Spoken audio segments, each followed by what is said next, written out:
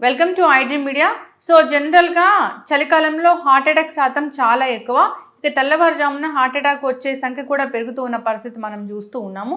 అయితే ఈ శీతాకాలంలో ఎటువంటి జాగ్రత్తలు తీసుకోవాలి, హార్ట్ అటాక్ వచ్చిన వెంటనే ఏం చేయాలి, సో పూర్తి వివరాలు తెలుసుకుందాం. మనతో పాటు ప్రముఖ ఇంటర్వెన్షనల్ కార్డియాలజిస్ట్ డాక్టర్ ముఖర్జీ గారు ఉన్నారు from pulse super speciality hospital.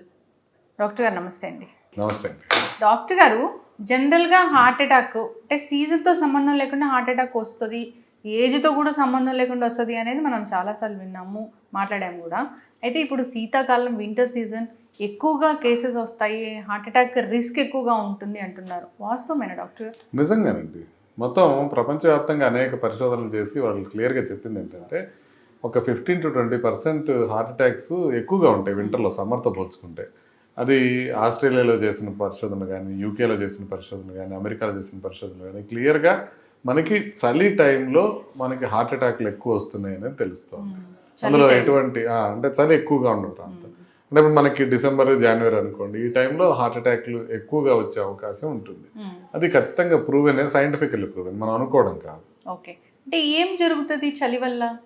అంటే చలికాలంలో మెయిన్ ఏంటంటే రక్తనాళాలు కుంచుకుపోతాయి.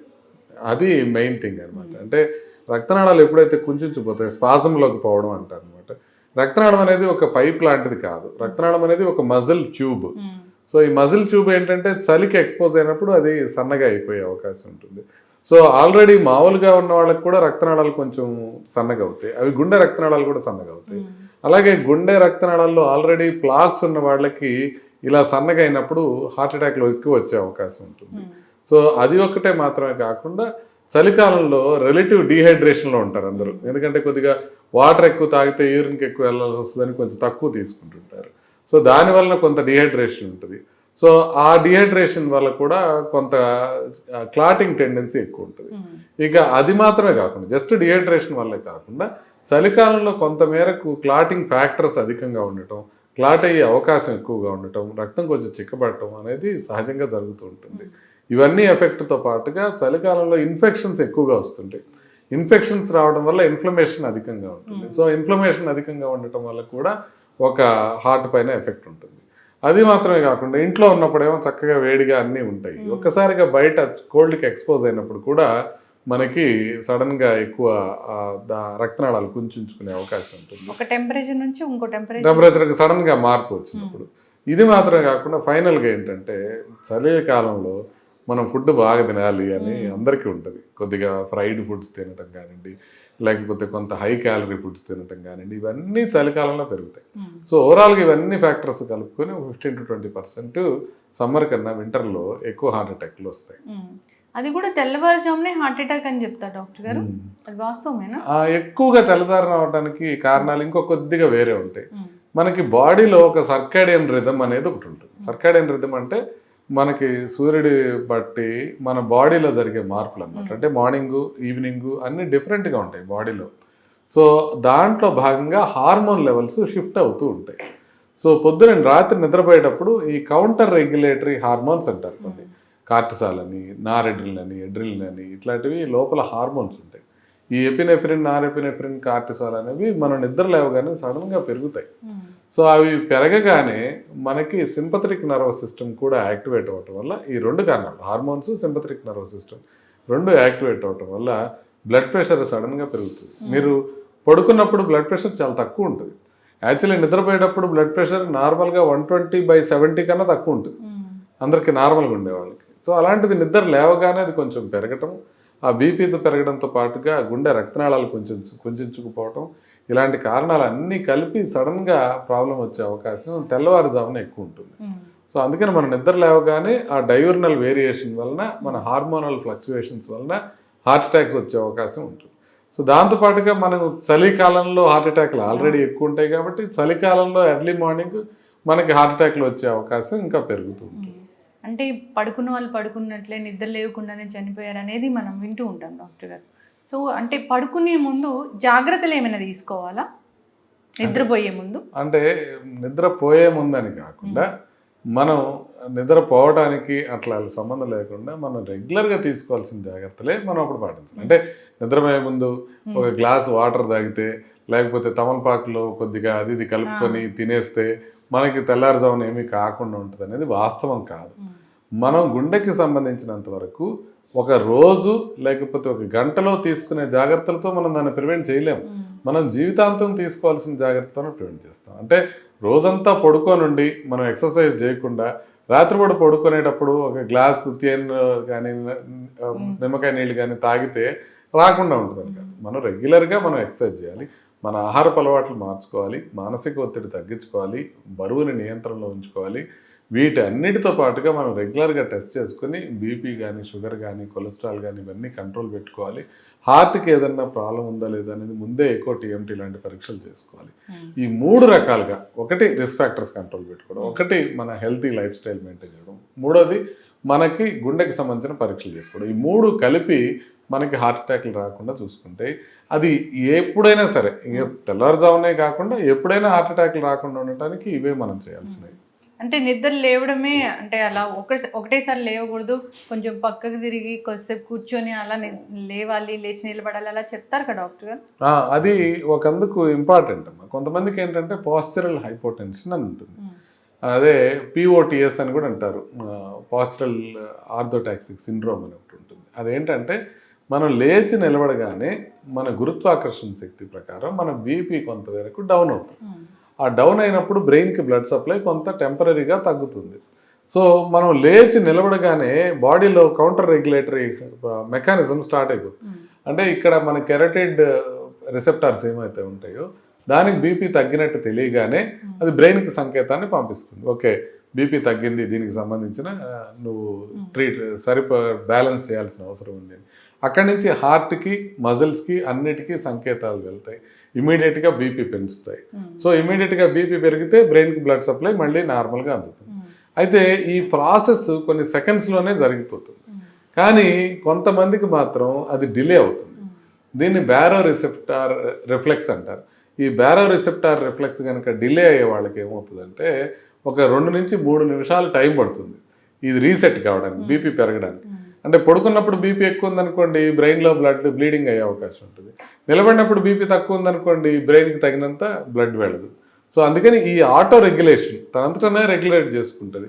అది దాంట్లో డిలే అయిన వాళ్ళకి ఏం చెప్తామంటే ఇమ్మీడియట్గా లేవకూడదు అని. మంచం మీద నుంచి ఒక్క ఉదుటిని లేచి రాత్రిపూట అర్జెంటుగా బాత్రూమ్కి వెళ్ళాలని పరిగెత్తుకుంటే బాత్రూమ్కి వెళ్ళిపోయి యూరిన్ పాస్ చేయగానే పడిపోయిన వాళ్ళు కోకొల్లలు ఉంటారు. సో అందుకని ఏంటంటే అందరికీ ఇదే చెప్తాం, బట్ ఇలా పాస్చరల్గా హైపోటెన్షన్ ఉన్న వాళ్ళు మాత్రం ఇమీడియట్గా ఒక్కసారి లేవకుండా ముందు ఒక 2 మినిట్స్ కూర్చొని ఆ తర్వాత బెడ్ పట్టుకొని కొద్దిసేపు నిలబడి ఆ తర్వాతనే మనం బాత్రూమ్కి వెళ్ళమని చెప్తాం. సో ఇది కేవలం ఇలా బారో రిసెప్టార్ అంటే వాళ్ళు ఎట్లా తెలియాలి అంటే లేచి నిలబడగానే కొంచెం కళ్ళు తిరుగుతున్నాయి అనుకోండి వాళ్ళు ఆ జాగ్రత్తలు తీసుకోవాలి. అసెంబ్లీలో ఎప్పుడన్నా పడిపోయారనుకోండి వాళ్ళు కూడా ఆ జాగ్రత్తలు తీసుకోవాలి. వీళ్ళు మాత్రమే కాకుండా సర్జరీ అయ్యి లేకపోతే బెడ్లో ఎక్కువ రోజులు ఉండి అప్పుడే లెగుస్తున్నారు వాళ్ళు కూడా ఆ జాగ్రత్తలో ఉండాలి. సో వీళ్ళందరూ కొంత జాగ్రత్త తీసుకుంటే ఎల్డర్లీ పీపుల్ కూడా కొంచెం జాగ్రత్తగా ఉండాలి. సో అలా పడిపోకుండా ఉండటానికి ప్రాధాన్యత ఇవ్వాలి. డాక్టర్ గారు అంటే జనరల్గా కూడా హెల్దీ ఇండివిజువల్ కూడా ఒక్కొక్కసారి లేచినప్పుడు అట్లా కళ్ళు తిరుగుతాయి. ఎందుకంటే నేను చెప్పాను మీకు లేచి నిలబడగానే మీకు బీపీ ఇంక్రీజ్ కాదు, టైం పడుతుంది, ఫ్యూ సెకండ్స్ ఉంది. మామూలుగా హెల్తీగా ఉన్న వాళ్ళకి కూడా కొంచెం లేవగానే కొంచెం అట్లా అనిపించినా ఒక్క సెకండ్లో మళ్ళీ అడ్జస్ట్ అయిపోతుంది. అట్లా అడ్జస్ట్ కావట్లేదు అనుకోండి, మీకు ఇంకా అట్లే అనిపిస్తుంది అనుకోండి, ఇమీడియట్గా మీరు కూర్చోవాలి లేకపోతే పడుకోవాలి.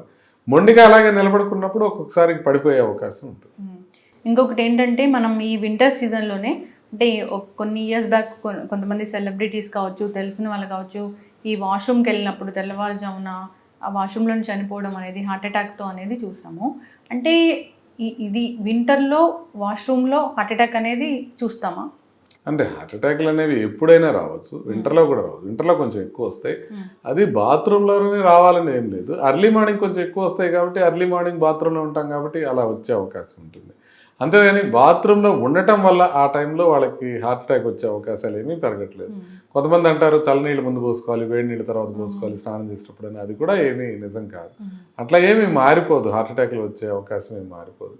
అది మనకి కేవలం ఏంటంటే ఆల్రెడీ కొంత హార్ట్కి బ్లడ్ సప్లై తక్కువ ఉన్న వాళ్ళకి ఇందాక మనం అనుకున్నట్టుగా బ్రెయిన్కి బ్లడ్ సప్లై తగ్గి కొంచెం కనుక వాళ్ళ కళ్ళు తిరిగి పడిపోయినట్లయితే ఆ పడిపోయిన టైంలో కొంత బీపీ తక్కువ ఉంటుంది కాబట్టి హార్ట్ అటాక్ వచ్చే అవకాశం పెరిగిపోతుంది. అంటే సరైన బ్లడ్ ప్రెషర్ లేకపోతే గుండెకి సరఫరా కావాల్సిన బ్లడ్ కూడా సరఫరా కాదు, అప్పుడు ప్రాబ్లం వచ్చే అవకాశం ఉంటుంది. సో ఇవన్నీ కారణాల వల్ల బాత్రూంలో కొంతమంది చనిపోయారు. ఇంకా బయట అనుకోండి, వాళ్ళు పడిపోయినప్పుడు ఎవరో ఒకరు పక్కన వాళ్ళు చూసి వాళ్ళకి కొంత ప్రాథమిక చికిత్స చేసే అవకాశం ఉంటుంది. బాత్రూంలో పడిపోయారు, తలుపులు వేసుకున్నారు, వాళ్ళకి తెలియదు, ఇంకా అట్లా ఎంతసేపు పడిపోయినా ప్రాణానికి ప్రమాదం అయినా వాళ్ళకి తెలిసే అవకాశం లేదు. కొంచెం లేట్ అయిన తర్వాత మాత్రమే కుటుంబ సభ్యులు నోటీస్ చేస్తారు. కాబట్టి ఆ రకంగా బాత్రూంలో కొన్ని మరణాలు సంభవించడం అనేది జరుగుతూ ఉంటుంది. ఆల్రెడీ హార్ట్ ఇష్యూస్ ఉన్నాయి, ఆల్రెడీ స్టెంట్స్ ఉన్నాయి, క్లాటింగ్ టెండెన్సీ ఉంది, అలాంటి వాళ్ళకి జాగ్రత్తలు అంటే ఏం చెప్తారు ఈ వింటర్ సీజన్లో? వింటర్ సీజన్లో వాళ్ళు హైడ్రేషన్ బాగా మెయింటైన్ చేయాలి. అంటే మనం ఎప్పుడు కూడా హైడ్రేషన్ కరెక్ట్గా మెయింటైన్, వింటర్లో ఉన్నప్పుడు కనుక యూరిన్ ఎక్కువ వస్తుందని మనం సరిగ్గా వాటర్ తీసుకోకపోతే ప్రాబ్లం అయ్యే అవకాశం ఉంటుంది. అదేవిధంగా వింటర్లో నిద్రపోయేది ఎక్కువ ఉంటుంది పొద్దున పూట. సో వాళ్ళు టైం ప్రకారం మెడిసిన్ వేసుకోవడానికి కూడా ఇబ్బంది ఉంటుంది. అది జాగ్రత్తగా టైం ప్రకారం వేసుకోవాల్సిన అవసరం ఉంటుంది. వింటర్లోనే అంటే కొంచెం కొవ్వు పదార్థాలు అధికంగా తింటే మనం చలిని బెటర్గా ఎదుర్కోవచ్చు అని అనుకుంటారు అందరూ. అలా కొవ్వు పదార్థాలు తినాల్సిన అవసరం లే, ఒక చిన్న స్వెటర్ వేసుకుంటే సరిపోతుంది, చలిని మనం తట్టుకునే అవకాశం ఉంటుంది. నాలుగోది ఏంటంటే మనకి ఇండియన్సే, ఇది ప్రపంచంలో ఎక్కడా చేయరు ఇలాగా. ఇప్పుడు బాగా కోల్డ్ ప్రదేశాలకు వెళ్ళామనుకోండి, స్విట్జర్లాండ్ వెళ్ళామనుకోండి, అక్కడ అందరూ స్వెటర్లు అందరూ వేసుకొని కనబడతారు. ఒక్క ఆయన మాత్రం స్వెటర్ వేసుకోడు, ఒక లూజ్ గోవాలో వేసుకునే టీషర్ట్ లాంటిది వేసుకొని తిరుగుతూ ఉంటాడు. ఆయన ఎవరో చూస్తే ఇండియనే అంటాడు. అంటే మనం చలిని తట్టుకోగలం అనేది చూపించుకోవడం కోసం చలిగా తిరుగుతూ ఉంటారు మన వాళ్ళు. అట్లా అవసరం లే, ఎందుకంటే మనం చలికి ప్రాపర్గా డ్రెస్ వేసుకుంటే ఆ రక్తనాళాలు కొంచెం పోయే అవకాశం తక్కువ ఉంటుంది, హార్ట్ అటాక్లు వచ్చే అవకాశం తక్కువ ఉంటుంది. కాబట్టి ఎర్లీ మార్నింగ్ వెళ్ళినా కూడా ప్రాపర్గా డ్రెస్ వేసుకొని చలి లేకుండా మంకీ క్యాప్ కూడా పెట్టుకొని ప్రశాంతంగా వెళితే మనకి చలి వల్ల వచ్చే ప్రాబ్లమ్స్ తగ్గుతాయి. కాబట్టి ఈ జాగ్రత్తలు తీసుకుంటే కనుక ప్రాబ్లం లేకుండా ఉంటుంది. అంటే చెవుల్లోకి వెళ్తే కూడా బీపీ పెరుగుతుందా డాక్టర్ గారు? చెవులకి చల్లగాలి తగిలితే చాలా డిస్కంఫర్ట్ ఉంటుంది, అందుకని చెవులకి పెట్టుకుంటారు. అందుకని చెవుల లోపలికి వెళ్తే బ్రెయిన్ లోకి గాలి వెళ్ళిపోదు, అట్లే ఉండదు. డాక్టర్ గారు ఫైనల్ గా హార్ట్ అటాక్ వచ్చినట్లు అనిపించింది, లేకపోతే అదే హార్ట్ అటాకే, వెంటనే జాగ్రత్తలు ఏం తీసుకోవాలి?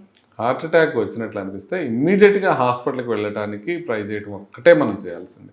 ఆ టైంలో ఏదో ట్యాబ్లెట్స్ ఎవరో వాట్సాప్ చెప్పారని ఎత్తుక్కోవడం కానీ, పక్కింటి వాళ్ళని అడగడం కానీ ఇవేమీ చేయకూడదు. ముందు హాస్పిటల్కి చేరుకోవడం ఎలా, ఎందుకంటే హార్ట్ అటాక్ వచ్చిన మొదటి నిమిషాల్లో గుండె ఆగిపోయే కార్డియాక్ అరెస్ట్ అనే అవకాశం చాలా ఎక్కువ ఉంటుంది. అందుకని హార్ట్ అటాక్ వచ్చినప్పుడు ముందు హాస్పిటల్కి వెళ్ళిపోయి అక్కడికి వెళ్ళిపోయిన తర్వాత మీరు ట్యాబ్లెట్స్ గురించి ఆలోచించండి, లేకపోతే డాక్టర్ కోసం ఏదైనా మాట్లాడండి, ఇంకేదైనా చేయండి. ముందు హాస్పిటల్కి వెళ్ళిపోండి.